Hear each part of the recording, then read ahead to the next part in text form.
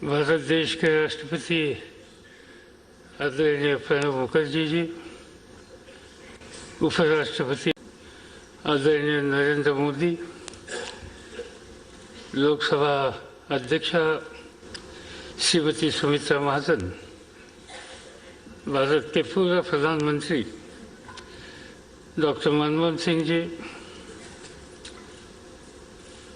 Congress party के अध्यक्षा श्रीमती सोनिया गांधी, ज्येष्ठ नेता लालकृष्ण आडवाणी जी, पंजाब के मुख्यमंत्री सरदार प्रकाश सिंह बादल साहब, मुख्यमंत्री बिहार नीतीश जी, महाराष्ट्र के मुख्यमंत्री देवेंद्र फडणवीस, नेशनल कॉन्फ्रेंस के नेता डॉक्टर फारूक अब्दुल्ला जी, मुलायम सिंह यादव जी, लालू प्रसाद यादव जी, कॉमरेड सीताराम येचुरी जी, राजस्थान की मुख्यमंत्री वसुंधरा राजे, कांग्रेस के उपाध्यक्ष राहुल गांधी, भारत सरकार के मंत्रिमंडल के सम्माननीय सदस्य,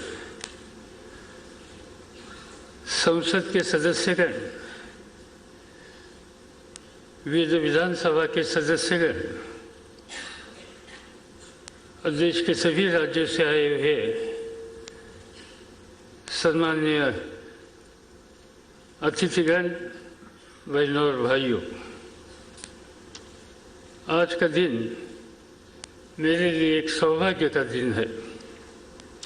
व्यक्तिगत जीवन में 75 साल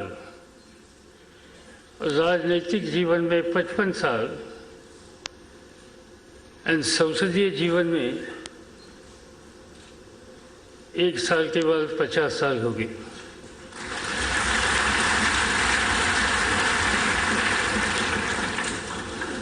और ऐसे अवसर पर देश के गणमान्य नेताओं के सामने और आपके सामने यहाँ 2 शब्द बोलने के लिए मैं खड़ा हूँ और इसीलिए मैंने कहा कि ये मेरे लिए सौभाग्य का दिन है। मैं नहीं जानता कि इतने सालों से लोगों ने मुझे राज्य में और देश में काम करने का मौका दिया, तो मेरी योग्यता क्या है और कहाँ तक मैंने समाज की और देश की सेवा करने के लिए प्रयास किए। मगर आप सब लोगों की उपस्थिति देखने के बाद मुझे महसूस करने लगा कि जो कुछ प्रयास और परिश्रम किए, इसका एक रिकग्नाइजेशन देश के सभी वर्ग के सभी राजनीतिक दल, इंडस्ट्री, मीडिया, कई ऐसे वर्ग हैं, इन सभी लोगों से आज मुझे मिल रहा है। 1967 में मैं पहली बार महाराष्ट्र की विधानसभा का विधायक बना और तब से आज तक चाहे विधानसभा हो चाहे संसद हो, प्रतिदिन देश के लिए कुछ न कुछ काम करने का मौका मुझे लोगों ने दिया। मैं याद करता हूँ कि इसकी शुरुआत जैसे मैंने कहा कि विधानसभा से शुरू हुई, तो जो मतदाता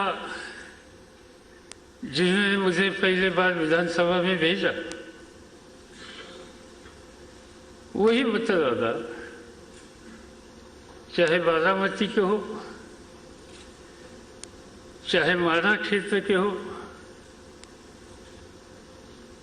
लगातार 14 चुनाव में राज्य में या यहाँ भेजने का काम उसी मतदाता ने किया। और इसलिए मुझे इन सब लोगों को धन्यवाद देना चाहिए, क्योंकि उनका विश्वास और समर्थन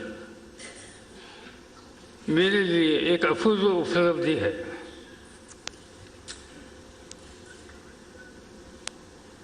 जब मैं मेरे राजनीति के बारे में सोचता हूँ तो मुझे याद आती है कि जब मेरी उम्र 18 थी तब मैं कांग्रेस पार्टी का एक्टिव सदस्य बना और यूथ कांग्रेस में काम करना शुरू किया। जो काम करने के लिए, मेहनत करने के लिए जो कुछ कोशिश होती थी, इस पर ध्यान देकर उस समय के महाराष्ट्र के नेता श्रद्धेय यशवंतराव चव्हाण, उन्होंने मुझे संगठन में, संसदीय क्षेत्र में, शासन में काम करने के लिए बहुत बड़ा मौका दे दिया। एक बड़े राष्ट्र के सुपूत थे, स्वतंत्रता सेनानी थे। आज़ादी के बाद इस देश का नक्शा बदलने के लिए चाहे पंडित जवाहरलाल नेहरू हो, चाहे श्रीमती इंदिरा गांधी हो, चाहे लाल बहादुर शास्त्री जी हो, इन सभी के साथ मिलकर देश का चेहरा बदलने के लिए जिन लोगों ने काम किया, इनमें से एक वरिष्ठ नेता थे। राजनीति में और खास तौर पर संसद में किस तरह से सभ्यता से काम करना चाहिए, इनका आदर्श उन्होंने हमारे सामने दिया। और इसलिए जब मैं सोचता हूँ कि इतने साल चाहे विधानसभा हो या चाहे राज्यसभा हो या चाहे लोकसभा हो, सुमित्रा जी, एक दिन भी कभी ऐसा आया नहीं कि जिस दिन में सदन की मर्यादा छोड़कर हमने कुछ कदम उठाए। न कभी सामने गए या कामकाज में रुकावट लाने के लिए कुछ कदम उठाए। लोग हम सब लोगों को भेजते हैं, लोगों की भावना होती है, अपेक्षा होती है कि सदन चलना चाहिए और लोगों की समस्या के बारे में वहाँ ठीक तरह से बात होनी चाहिए। भले हुकूमत में बैठे वाले लोगों की कुछ कमियां हो तो वो सामने लाने का अधिकार है, मगर जब तक सदन चलेगा तब तक ही लोगों की ये समस्या हम सामने ला सकते हैं और इसमें जो कुछ दुरुस्त करने की आवश्यकता है वो दुरुस्ती कर सकते हैं। और इसीलिए चौहान साहब से ये संसदीय शिष्टाचार और मर्यादा, इस बारे में कुछ सीखने का मौका मुझे मिला और इसकी मुझे हमेशा खुशी है। बहनों और भाइयों, इस बात को कहने में मुझे बड़ा गर्व महसूस होता है कि 125 करोड़ की आबादी वाला बहुभाषी, बहुधर्मी हमारा देश विश्व का सबसे बड़ा लोकतंत्र है, जिसे पूरा विश्व एक उभरते महाशक्ति के रूप में देखता है। और इसलिए मेरा पूरा विश्वास है कि हम अपने बहुलवादी, धर्मनिरपेक्ष, सहिष्णु यानी उदार चरित्र को अक्षुण्ण रखकर अपनी विविधता के साथ विकास के क्षेत्र में हम अग्रसर रहेंगे। मेरा ये दृढ़ अनुभव है कि आर्थिक और सामाजिक विकास के जरिए ही गरीबी और अभाव को दूर किया जा सकता है। इसलिए भले राज्य में हो या राष्ट्र लेवल पर हो, राजनीति में मैंने हमेशा विकास के लक्ष्य को सर्वतोपरि रखा। विकास के माध्यम से ही धर्म, क्षेत्र, भाषा आदि संकीर्णता को उसके ऊपर उठकर जनता के बीच में सद्भाव और एकता मजबूत किया जा सकता है। विकास ही अकेला विकल्प है जिसके माध्यम से सभी को सुख, समृद्धि और सम्मान दिया जा सकता है।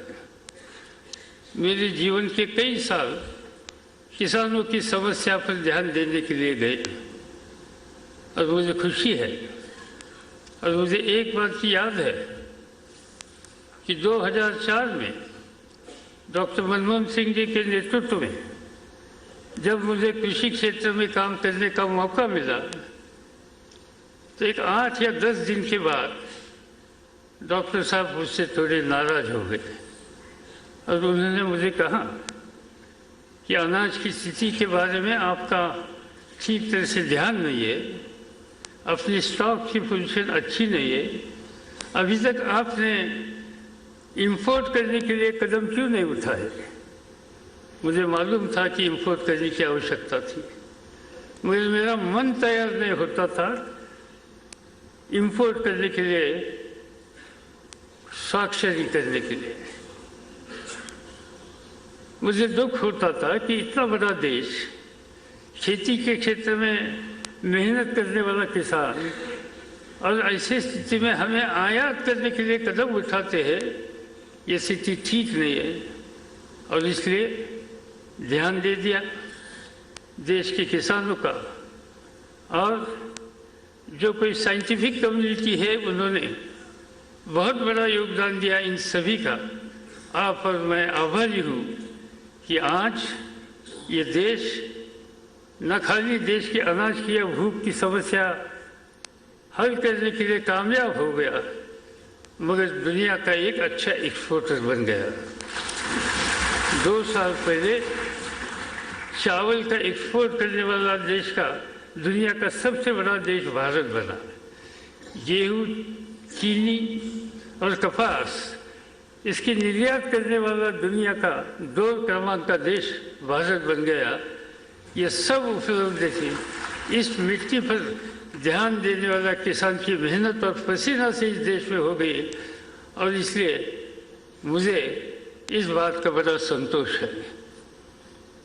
मित्रों,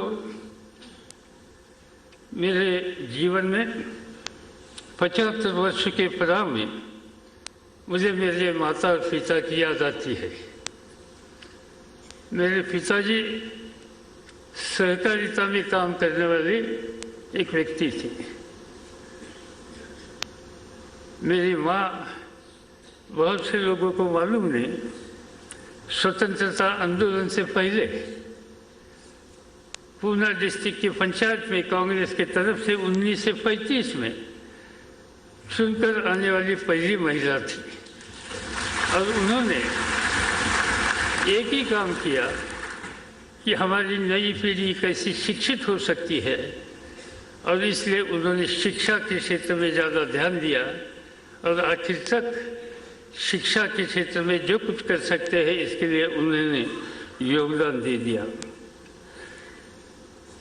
और इसीलिए मैं खुद राजनीतिक जीवन में जैसा ध्यान देता हूँ वैसे शिक्षा के क्षेत्र में भी ध्यान देता हूँ, और विशेषकर नारी शिक्षा पर काफ़ी जोर देने की आवश्यकता है। यह मद्देनजर रखते हुए मैं इस रास्ते से जाने के लिए हमेशा कोशिश करता हूँ। मुझे पूरा विश्वास है और मेरी मान्यता है कि शिक्षा के बिना विकास और अच्छी नागरिकता का संभव नहीं, और किसी समाज को बेहतर समाज में बदलने के लिए नारी शिक्षा और नारी सशक्तिकरण यह पहली शर्त है। आज इस मौके पर कोई लंबे वक्तव्य देना नहीं चाहता। मैं कभी कभी आत्मविश्लेषण भी करता हूँ, और जो कुछ कमियां मेरे व्यक्तिगत जीवन में आई वो दुरुस्त करने के लिए अभी भी क्या कर सकते हैं इस बारे में सोच सकता हूँ। आप सब महान हो यहाँ आए, अपनी शुभकामना देखूं। मुझे मालूम है कि आप सभी माननीय राष्ट्रपति जी, माननीय उपराष्ट्रपति जी, माननीय प्रधानमंत्री जी, माननीय सोनिया जी और अन्य नेताओं के कुछ शब्द सुनने के लिए आप यहाँ हैं। इसलिए मैं अपना वक्तव्य समाप्त करके आप सबको फिर से धन्यवाद देता हूँ। नमस्कार, जय हिंद।